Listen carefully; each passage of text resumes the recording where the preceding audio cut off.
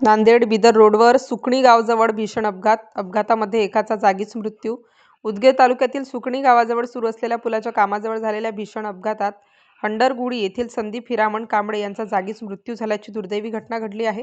अज्ञात वाहनाने डोक्यावरून गाडी घातल्याने हा अपघात झाल्याची प्राथमिक माहिती समोर आली असून परिसरात मोठी खळबळ उडाली आहे.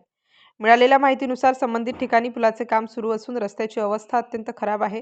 कामाच्या ठिकाणी आवश्यक त्या सुरक्षा व्यवस्थांचा अभाव असल्याचे स्थानिक नागरिकांचे म्हणणे आहे. ना बॅरिकेड्स, ना इशारा फलक, तसेच रस्त्यावर मोठे खड्डे असल्यामुळे वाहन चालकांना योग्य दिशादर्शन होत नसल्याची तक्रार ग्रामस्थांनी व्यक्त केली. घटनेनंतर संतप्त ग्रामस्थांनी गुत्तेदाराच्या हलगर्जीपणावर तीव्र नाराजी व्यक्त केली आहे.